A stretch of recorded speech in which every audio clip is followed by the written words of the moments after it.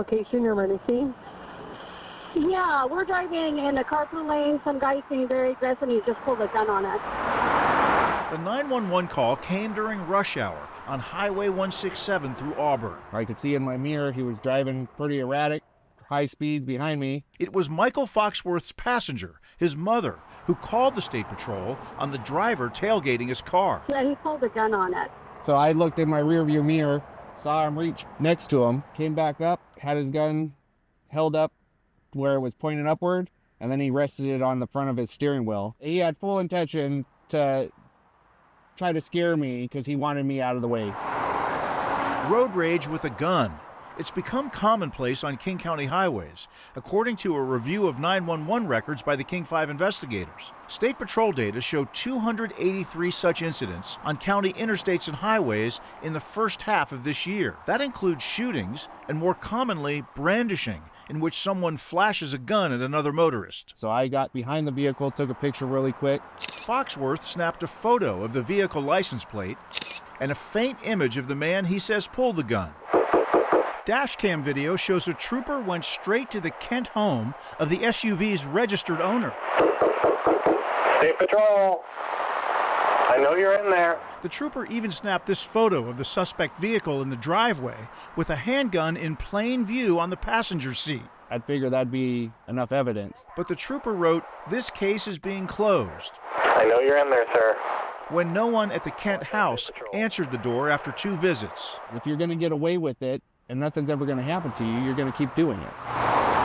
Our review of records shows few gunslinging motorists on the highway pay the price. The State Patrol made only 9 arrests out of those 283 reported shootings or brandishings earlier this year. That's 1 arrest for every 31 reported cases. It seems like a low number. Sometimes people call and say somebody brandished a weapon. They don't want a phone call back. They just want to let us know. And a lot of times they don't have a description of the individual driving. Maybe there's no license plate. And even if there is a plate, as in Foxworth's case, Trooper Rick Johnson says prosecutors need to prove who pulled the gun. We need positive identification, and I understand for the victim that's frustrating because we have the license plate, which is correct, but we need to confirm the identity of the person that was driving the vehicle. Making a case takes time and effort. Here, it took a State Patrol team to track down a driver suspected of pointing a handgun in 2 road rage incidents near I-90 months apart. Step out of the vehicle, meet us at the back. We can talk to you about that, okay? The suspect is 33-year-old Nicole Howland, a wife and mother from Federal Way. You have been detained for the investigation of harassment and assault in 2nd degree. It sounds like I need a lawyer. I don't even understand. A search warrant uncovered a loaded handgun in a backpack on the passenger seat of Howland's SUV, even though she doesn't have a concealed weapons permit. We're gonna go to the King County Jail today. I didn't know what was gonna happen. One victim of Howland's alleged crime, who asked that we not use their name, was in the car with a young relative. You could have killed my 13-year-old niece. As a full-grown adult, what makes you point a gun at a 13-year-old kid?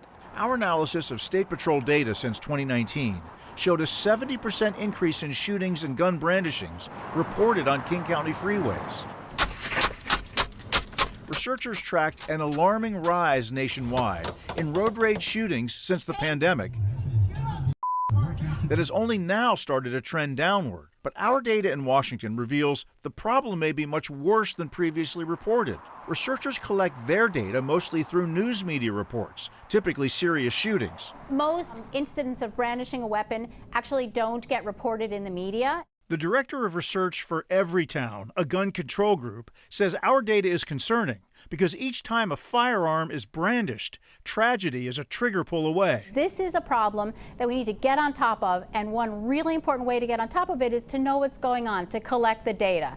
And you know, the fact that it has increased a lot in Washington State is frightening and tragic. I have nothing against owning or for having a firearm. Michael Foxworth spent 14 years in the Marine Corps. So I've operated plenty of weapons. I've never used one for intimidation. That's not what they're there for. It's not the guns that bother Foxworth, it's the irresponsible gun owners. That's no way to try to solve a problem. So no arrest in his case. The woman you saw in our story, arrested for 2 counts of assault with a deadly weapon, pleaded not guilty in court last week. But this is important. Here's the big takeaway from the State Patrol. Do not engage with aggressive drivers. Don't brake check. Don't roll down your window and scream or flip off a rude hand gesture. Unlike the shootings this week where the victims appeared completely random, experts say many victims make the mistake of engaging with that armed and aggressive driver. You never know who's in the other car. That's the bottom line. And then you said most of the hundreds of cases that you were following were brandishings. How many of those ended up with a shooting? Yeah, so the State Patrol said earlier this week there were almost 40 shootings this year on King County highways alone. But we shouldn't downplay those brandishings. In some cases, these people rack the slide, they point the gun at the victim. That's an assault, and with the slightest twitch, you have another shooting on your hand there. So all this stuff is really dangerous. Scary trend. Yeah. All right, keep us posted. Thanks, Chris. Thanks. King 5 investigators are dedicated to serving public interest through watchdog journalism. If you would like to submit a tip to our team, just email investigators@king5.com.